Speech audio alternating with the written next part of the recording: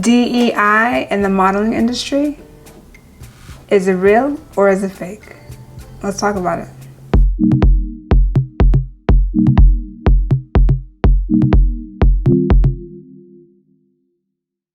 So lately, unless you've been living under a rock, you have noticed that there has been a push for increasing inclusivity and diversity in a lot of arenas, but especially in the modeling world. People were increasingly getting tired of seeing the same faces, the same body types over and over again, and really pushing an unreasonable standard of being rail thin. Despite the changes that we've seen over time in terms of the ideal female body aesthetic, in the last decade and even beyond then, we really stuck to kind of rail thin as the ideal model type. And so the question was, how do fashion models really reflect what we're seeing out in the real world? How do fashion models reflect the real woman? But lately I've been trying to ask myself, is it real and genuine, or is it just a smokescreen and we're just kind of repeating old bad habits? Well, in the last 2 weeks, things have popped up that have made me think maybe not so real. So Joan Smalls, who has been a staple in the fashion industry for, I dare say, the last at least 2 decades, give or take, beautiful woman, has recently come out saying that she is asking for an apology from folks in her modeling agency. She has said that there has been not covert, but overt racial discrimination in the modeling world, and it hasn't necessarily gotten better, but has kind of maintained. She says, and I quote her, that at some point earlier in her career, that someone told her that Karl Lagerfeld would never book a bleep for his campaign. Fast forward to today, in this world of diversity and inclusion, and she was called, and this is not a quote, direct quote, but she was called an effing Puerto Rican by a senior manager in her modeling agency. So again, have things changed? This past week, we had the now infamous Victoria's Secret fashion show. And ignoring the Victoria's Secret kind of fashion, let's look at the models. We had a lot of the same kind of body types that we've seen from fashion shows in the past. Now, if you recall, Victoria's Secret came under fire for its lack of diversity and inclusion of various body types and of various ethnicities. Couple that with Jeffrey Epstein being thrown in the mix with its original founder, and you have a canceled fashion show for several years. But the idea was to revive it with a new push again for diversity and inclusion. And when I tell you that I saw a sprinkling of women who were greater than a size 2 or 4, actually 0 or 2, compared with the largely thin size 0, size 2 cast, and they were largely white faces. I must say it was very disappointing. Now, there were some women that we have grown to love who represent the normal woman.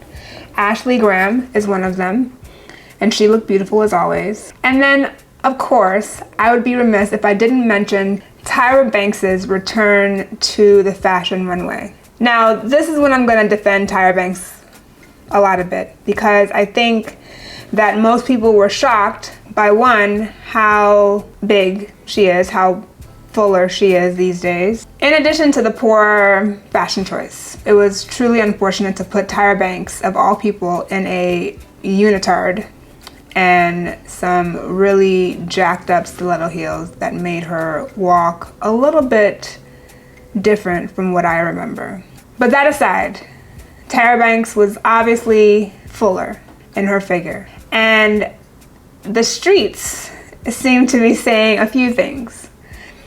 So So one is, people were criticizing her for daring to be daring to be bigger, when she herself, as the lead and producer of America's Next Top Model, was very critical of women on that show. Now, I remember in college when A&TM first came on and seeing the women that were contestants on this show. This was back in 2002. You cannot apply a 2024 lens to a 2002 television show. Tyra Banks at the time was very vocal that these women wanted to be models working in the industry as it was. As white as it was and as thin as it was, right? She was preparing them not for a world where I argue it's actually not that diverse, but not for a world that is very diverse and inclusive, but rather a very strict world that adhered to really standard, archaic ideals. She herself also said that she had gotten really tired of not eating and of being hungry in order to maintain the body type that allowed her to be on all the runways in Milan and Paris. And that as she kind of advanced in her career, she made choices to gain weight, and as such became more appropriate for things like Victoria's Secret rather than Prada on the runway. So one, she was very vocal about the fact that this world was exacting in its standards that you maintain a certain weight, a thin weight, and in a lot of cases an unhealthy weight for herself. And she also said, hey, if you want to be a model, if you want to join this rank of women who have become some of the top models in the world, these are the standards that you have to live by. I do think that's being aware, right?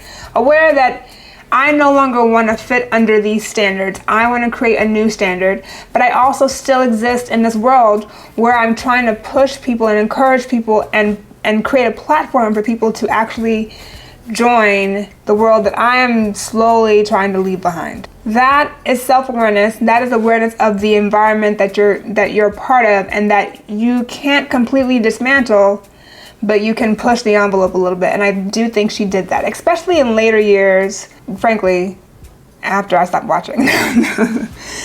Especially in later years in the show, she was increasingly putting models of increasing diversity in terms of body types, in terms of gender. So it was clear that she could continue to push the envelope while still saying, if I want to be a show that's realistic and that's realistically going to create a new group of models, I can't abandon all standards for this industry, because then they will be on a show and then we'll have no chance of actually being real models. But back to the lecture at hand. Is the modeling universe becoming increasingly diverse? If you haven't figured it out now, my answer is no. It's not.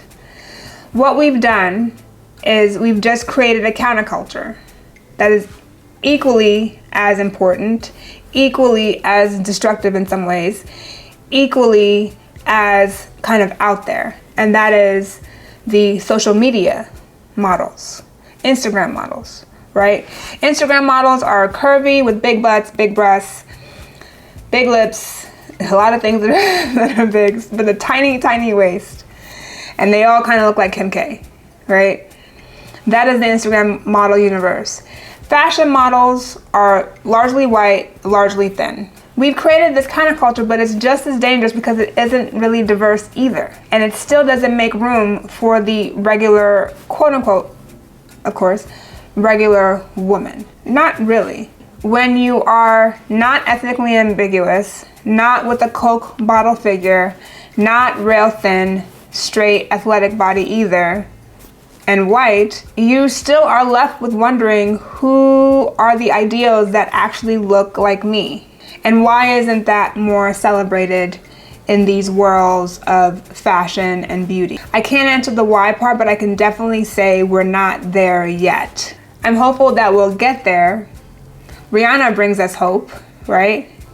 In addition to being a beautiful woman, a superstar, she also dared to create a line in Fenty Savage that has really been authentic in its promotion of diverse beauty ideals. But she may be one of the very few that I can count on one hand. And what we really need to push for is not to sprinkle some dark women in the mix to look as though we're creating diversity, but to truly be intentional across the board about how we make sure that what we put forth as the ideal also represents what is real. And that's not just the model, it's the executives, it's the workers, both in front of and behind the camera. But that's just my 2 cents. What do you guys think? Leave your comments and your questions below. And subscribe. As always, love you lots and bye for now.